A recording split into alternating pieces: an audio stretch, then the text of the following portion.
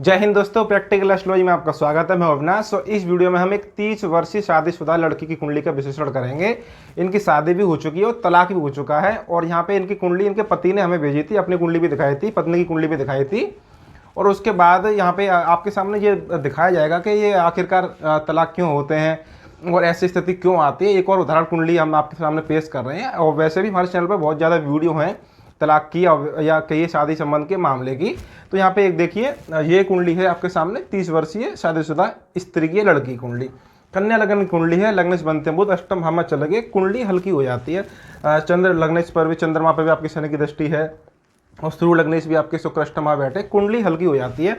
अब यहाँ पे बात होगी हमारी सप्तम भाव के मामले की, यानी कि वैवाहिक सुख के मामले की या विवाह में परेशानी आने के मामले की, यानी कि सप्तम भाव की। आप जानते हैं कि कुंडली का सप्तम भाव आपके जीवन साथी का होता है, वैवाहिक सुख का होता है। तो पति का सुख कैसा मिलने वाला है ये सप्तम भाव से हम देखते हैं। अब ये सब सामान्य जानकारी रखने वाले ये सब लोग आप जानते हैं। सप्तम भाव में हम देखें, सप्तम भाव में मंगल बैठे हुए हैं। मंगल आपके अष्टम भाव के स्वामी हैं। तो आपकी कन्या लगन जब होती है तो मंगल सबसे ज़्यादा अशुभ ग्रह बन जाते हैं, क्योंकि तीसरे भाव के स्वामी बनते हैं, अष्टम भाव के स्वामी बनते हैं। तो यहाँ पे अष्टम भाव के स्वामी सप्तम भाव में बैठे हैं। आप जानते हैं छठा भाव, अष्टम भाव, ये 12 भाव ये बहुत ज़्यादा हानिकारक आपके भाव होते हैं। इनके स्वामी जिस भाव में बैठे उस भाव की वो हानि कर देते हैं।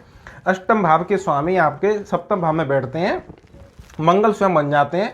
तो यहाँ पे एक मंगली दोष बन जाता है जो कि विवाह की हानि यहाँ पे करता है। एक ही यहाँ पे बात होती है सप्तम भाव, यानी कि सप्तम भाव पे मंगल का प्रभाव यहाँ पे बहुत ज़्यादा आ गया।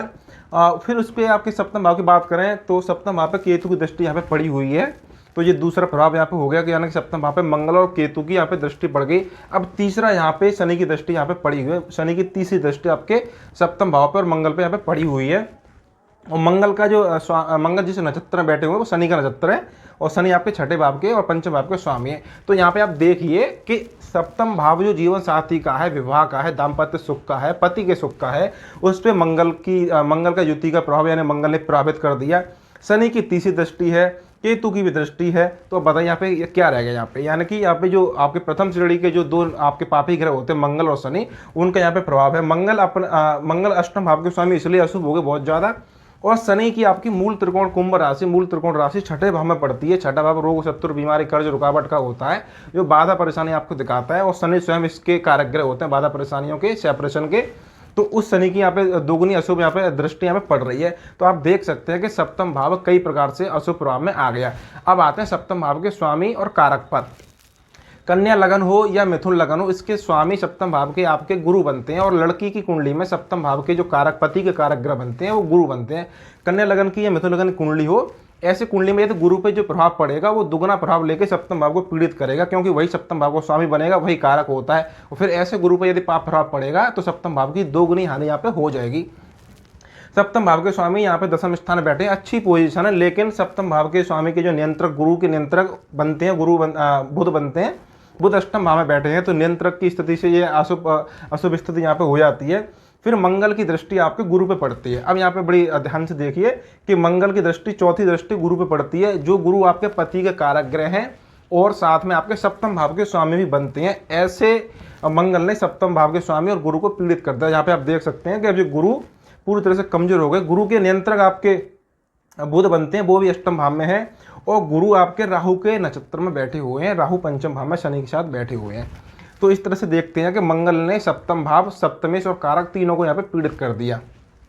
ये रहा कि सप्तम भाव बहुत ज़्यादा पीड़ित यहाँ पे हो गए। अब देखें हम अष्टम भाव की, तो जब कोई विवाह टूटता है तो उसमें अष्टम भाव जरूर कहीं ना कहीं पीड़ित होता है। सप्तम भाव तो हर हाल में पीड़ित होगा ही होगा, सप्तम भाव तो बुरी तरह पीड़ित होगा। लेकिन जब कोई शादी टूटेगी या वैधव्य का दुख आपको भोगना पड़े तो अष्टम भाव जरूर पीड़ित वहाँ पे होगा। यहाँ पे अष्टम भाव में आपके दो ग्रह बैठे हैं, बुध और शुक्र, दोनों ही शुभ ग्रह हैं। लग्नेश बनते हैं आपके बुध, आपके दसम स्थान में बैठे हुए हैं, दसम स्थान के स्वामी भी हैं, अष्टम में बैठे हुए हैं। और शुक्र आपके नवम भाव के दूसरे भाव के स्वामी यहाँ बैठे हुए हैं। लेकिन ये जो बुध लग्नेश यहाँ पे बन गए, अष्टम में आ गए, इतना नुकसान नहीं देंगे। लेकिन ये आपके गुरु के नियंत्रक, और गुरु भी ऐसे जो सप्तम भाव के नियंत्रक हैं, सप्तम भाव के स्वामी के नियंत्रक बनते हैं स्वयं गुरु, उसके नियंत्रक आपके गुरु बुध बनते हैं। गुरु आपके अष्टम भाव में आ गए बुध ऐसे। तो ये बुध यहाँ पे नकारात्मक फल दे रहे हैं। उसके बाद ये शुक्र है, वो शुक्र ने सबसे ज़्यादा अशुभ रिजल्ट यहाँ पे दिया, क्योंकि शुक्र आपके सूर्य के नियंत्रक बनते हैं। और सूर्य आपके 12 भाव का स्वामी। आप जानते हैं कि सूर्य शनि राहु, राहु का नियंत्रक 12 भाव के स्वामी, ये सब इसमें पैसे ऑपरेशन के गुण यहाँ पे होते हैं। तो यहाँ पे जो सूर्य के नियंत्रक आपके शुक्र बनते हैं, इसलिए, और शुक्र अपने से 12 स्थान में बैठे हैं, भाग्य की हानि करना अष्टम भाव बैठ गए। और वैसे भी ये मंगल की राशि में बैठे हुए हैं, दोनों ग्रह मंगल की राशि में शुभ रिजल्ट नहीं देते। ये कहिए कि बुध की राशि में बैठा मंगल या फिर मंगल की राशि में बैठा बुध बहुत ही ज़्यादा अशुभ रिजल्ट यहाँ पे देता है। और वैसे भी यहाँ पे जब देखें शनि और राहु का केंद्र प्रभाव जो होता है, प्रत्येक ग्रह का अपने से चौथे स्थान पर एक विशेष प्रभाव यहाँ पे होता है। तो शनि राहु का केंद्र प्रभाव यानी चौथे स्थान में प्रभाव यहाँ पे पड़ रहा है। तो इस हिसाब से ये अष्टम भाव में पीड़ित यहाँ पे हो जाता है। तो ये ग्रह आप देख सकते हैं कि चौथे सप्तम भाव अष्टम भाव इन दोनों भाव पीड़ित हो गए। तो ये यहाँ पे तलाक की स्थिति यहाँ पे बनी। और नवांश में भी यही स्थिति बन रही है। ये 2017 के लास्ट में शादी होती है और 2019 के लास्ट में शादी टूट जाती है। जब शादी हुई उस समय पे गुरु का अंतर चल रहा था और बुध की चल रही थी महादशा। तो बुध आपके लग्नेश बनते हैं और गुरु आपके सप्तम भाव के स्वामी है और पति के कारक ग्रह। तो आप समझ सकते हैं शादी तो ऑटोमेटिकली यहाँ पे होनी थी। गुरु की महादशा, गुरु के अंतर्दशा जो सप्तम भाव के स्वामी है और बुध की महादशा में शादी यहाँ पे हो गई। गोचर अवस्था में उस समय पे चौथे भाव में शनि चल रहे थे। शनि आपके जन्म के गुरु को देख रहे थे, सप्तम भाव के स्वामी को देख रहे थे और लगन को देख रहे थे गोचर अवस्था में जब वहाँ पे शादी कराई। लेकिन जब तलाक कराया तो शनि तो वही के चौथे भाव में ही गोचर करे, धनुराशि में ही, लेकिन साथ में चौथे भाव में यहाँ पे दशम स्थान में इस जगह पे साथ में राहु का गोचर भी यहाँ पे हो गया। वो आपको बताएंगे अभी आगे। जब आपकी इनकी तलाक की स्थिति होती है तो फरवरी 2019 तक आपके गुरु की अंतरदशा चली, बुध की महादशा में गुरु का अंतर।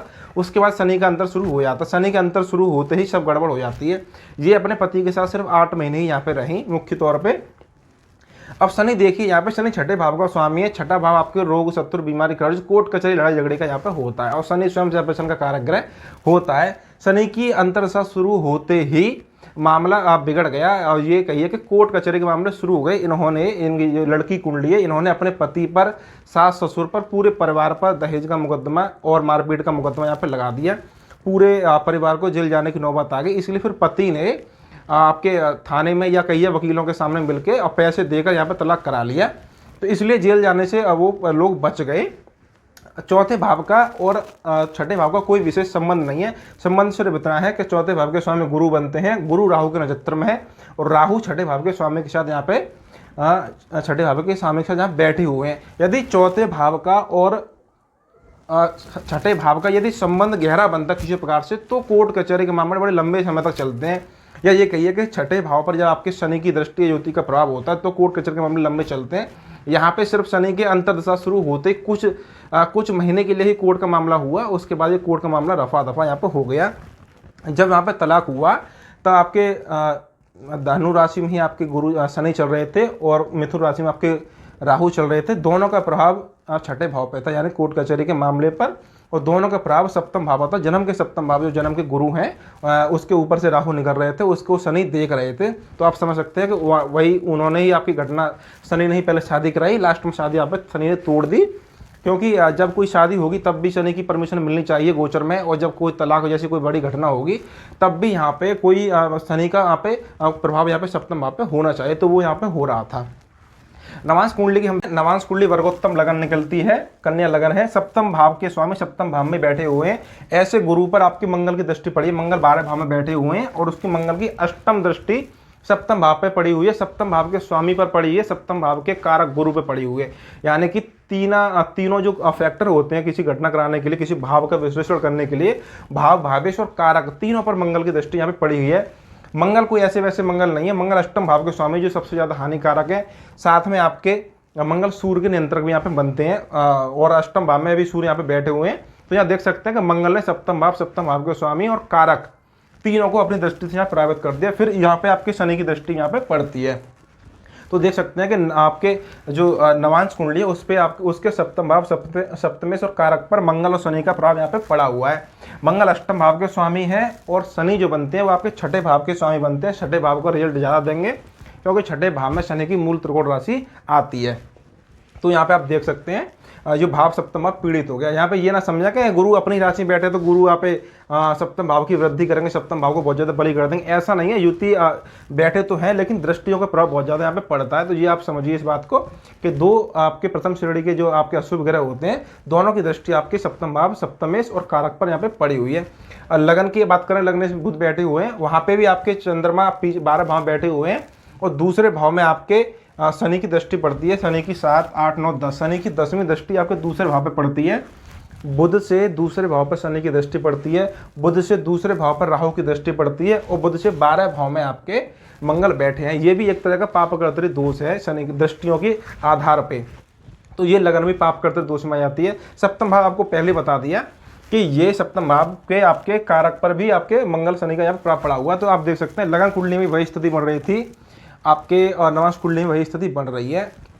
यहाँ पे तलाक का कारण क्या हो सकता है, आपको ये भी बता दूंगा। ये तो ग्रहों का आधार हो गया कि ये ग्रहों ने ऐसे ऐसे यहाँ पे तलाक करा दिए। तलाक का आधार यहाँ पे ये रहा कि सप्तम भाव में जब मंगल बैठता है किसी भी लड़की या लड़के कुंडली में, सप्तम भाव आपकी यौन शक्ति का होता है, कामुकता का होता है, काम त्रिकोण है, तीसरा 7वां 11वां भाव काम त्रिकोण का होता है। सप्तम भाव में जब मंगल बैठता है तो व्यक्ति की कामुकता की वृद्धि करता है, व्यक्ति की जो कामुकता है, यौन इच्छा शक्ति है, उसको वृद्धि करता है।